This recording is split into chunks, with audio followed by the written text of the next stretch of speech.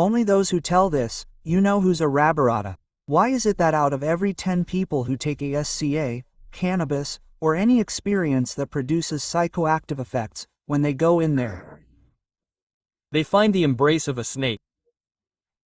Why is it that a snake comes and says, "Hi, how are you?" And even people who are terrified of snakes, they aren't afraid of this snake. This has been written for a long time.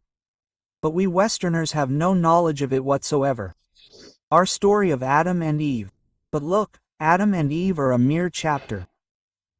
But in Eastern logic, this is just one more page of a historical process that they tell with much greater richness and ancestry.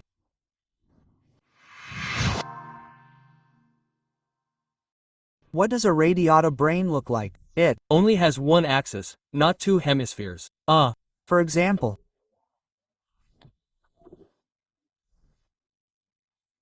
Julian J. is an American psychologist. In 1976, he published a book called The Awakening of Consciousness, on the decline of the bicameral mind, that is, a mind with two chambers.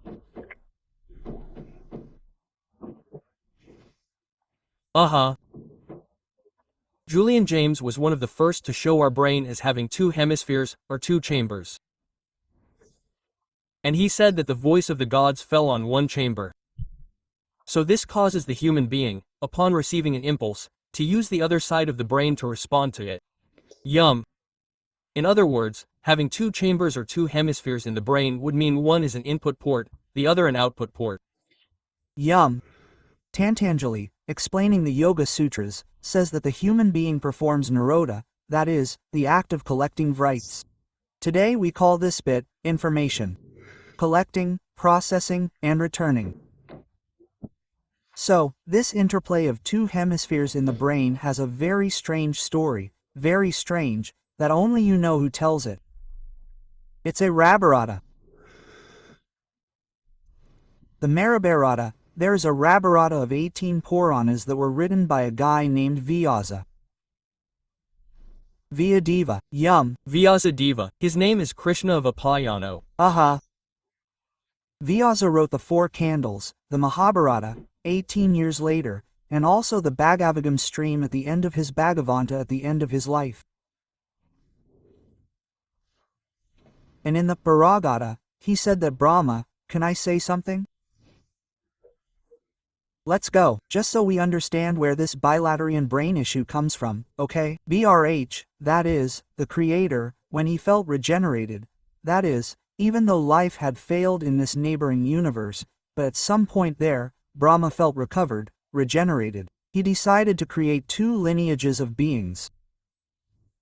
One, which the Mahabharata calls the children of the regenerated lineage of Brahma's mind, and the other, the children of Brahma's regenerated body.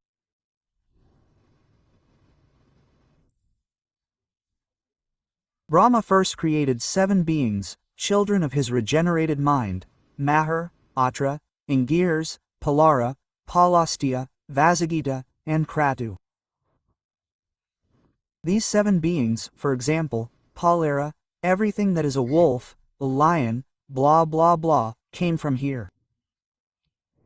Each of these figures, genetics, according to Mahabharata, ended up generating in future descendants such lines or descendants that today we call animals.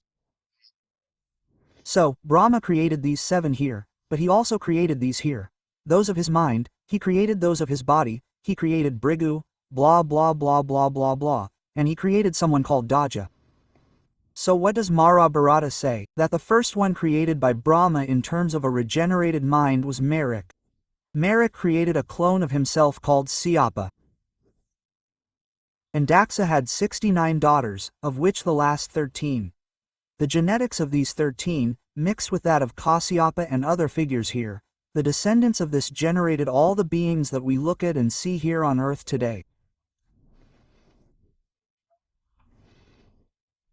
It says, of the last 13 daughters of Daka, who had 69, Dait, Adit, Kadru, are the 3 who ended up producing the most genetics, whose descendants today are responsible for the events on earth. Kadru spawned the Nagas and Uragas. What the hell are Nagas? Snakes. And what the hell are uragas? Dragons. But what's the problem? It's not just any snake, no, it's not just any dragon, because the real snake was created by this Siapa, Merrick's son, who invaded a Varuna water cave and created venomous snakes there. But the snakes that Siapa created were venomous and bit everyone. A new type of snake needed to be created that wouldn't bite everyone. It was Kadru mixed with Siapa that created these non-violent ones. But we're talking about beings here, that's where it gets complicated. Therianthropic beings, beings that are part one species, part another, because the humanoid question has already begun to be raised here. So, some Nagas were part snake and part human, and they spoke, as described in Mahabharata and in the years. And worst of all, the children of D and Adat went to war, and this war reached Earth. And Brahma commanded the Baraka Mara that everyone be born on Earth according to their parts, since the trianthropic beings have part of one species, part of another. And that's how the children of Kadru settled on Earth, and here comes the bilaterian brain from these beings.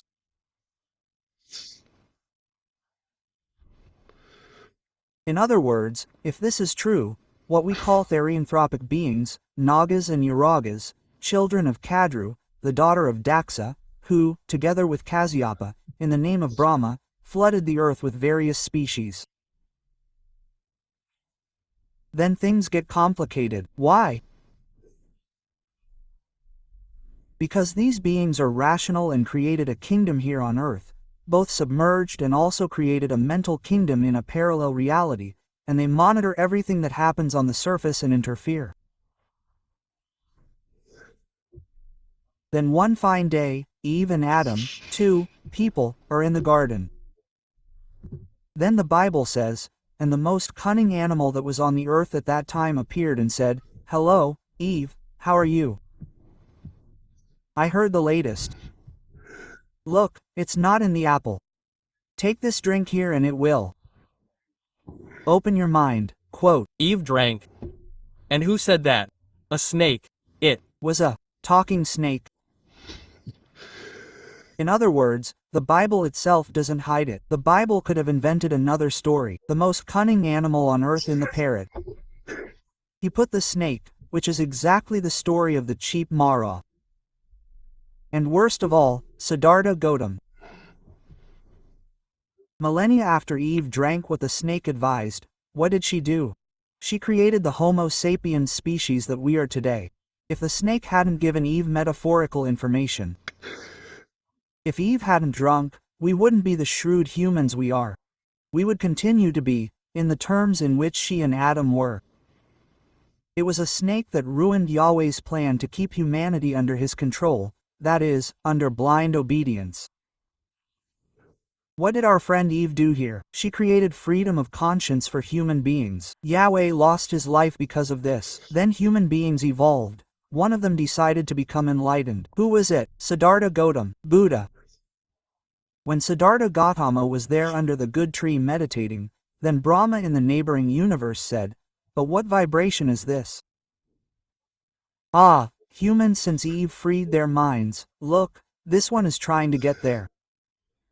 And then Brahma says, "But I'm feeling the vibrations, go there and get in the way."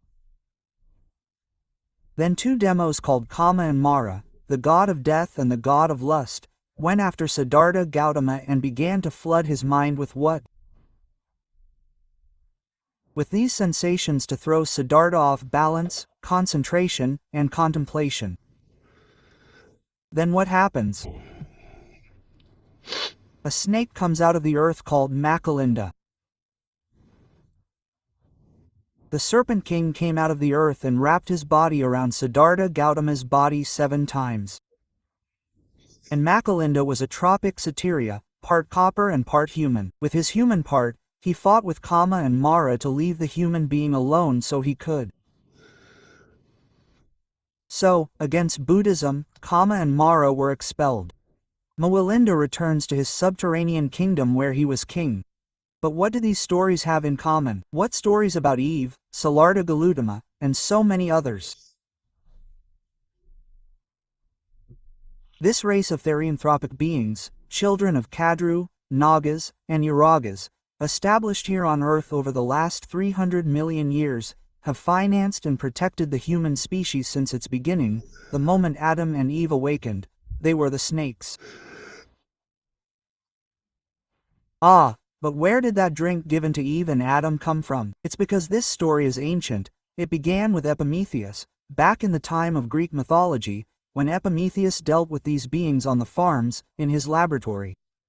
And these alchemical experiments had already been in progress since then.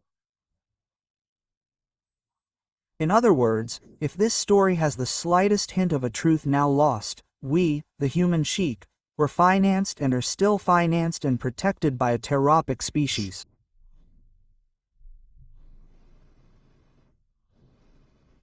And our condition as bilaterians came precisely from the progress these Nagas and Uragas were able to produce within themselves.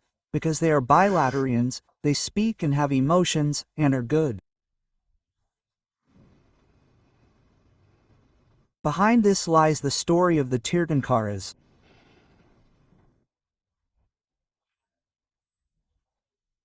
There are 24 figures who, within the scope of humanity's oldest religion, called Jainism, which arose among the Dravidians in ancient India, these 24 beings, at the time when Siddhartha Gautama was there achieving his enlightenment, the 24th Tirthankara called Jino Marav was there in India about 2,600 years ago. He was incarnated in India.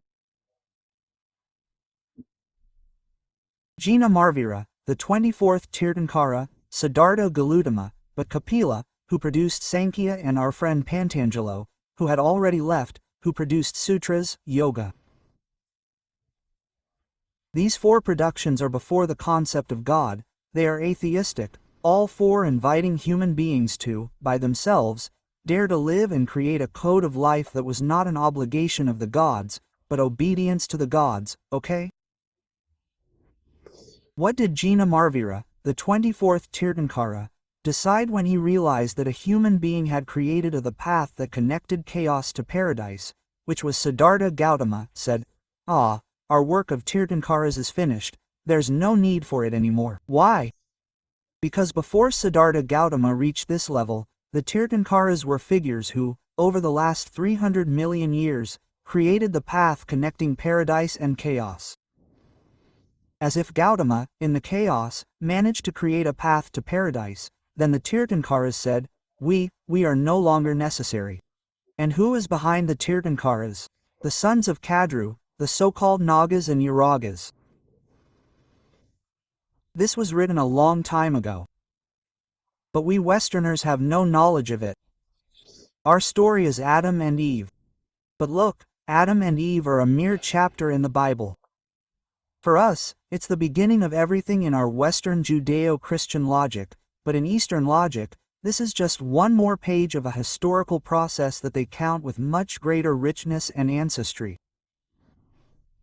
But nobody knows it. That's it, man.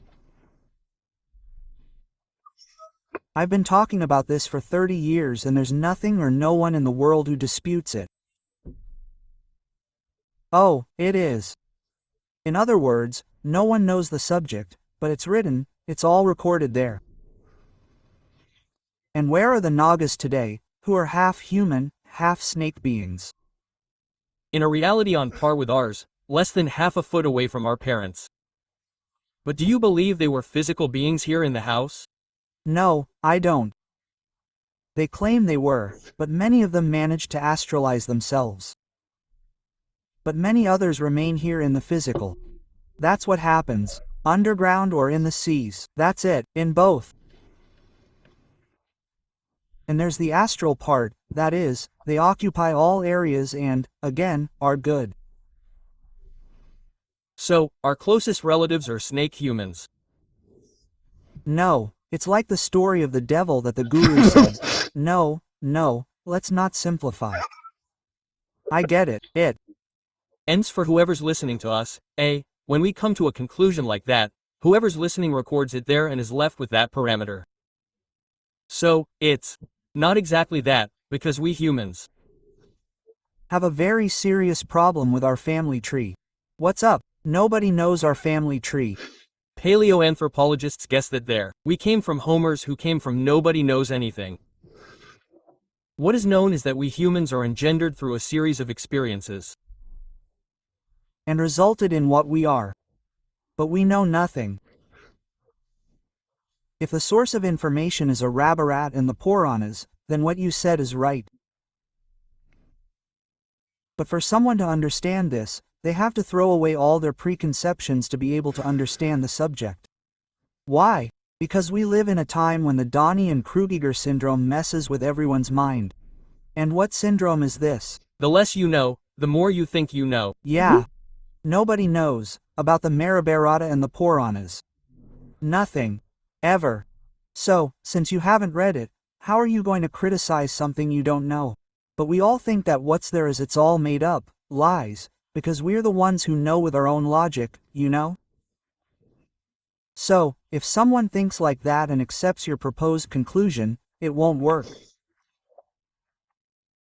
Now, if someone were to study, it wouldn't just involve Aryan and Hindu mythology, but all the mythologies of the East. These therianthropic beings appear. Can I mess with the program a little more? Of course. Why is it that out of every 10 people who take acai, cannabis, or any experience that produces psychoactive effects, 5 out of 10 feel nothing? Of the 5 who do, 4 find themselves in the embrace of the snake when they go in there. Why is it a snake? Why isn't it a cockroach, a rhinoceros, a lioness?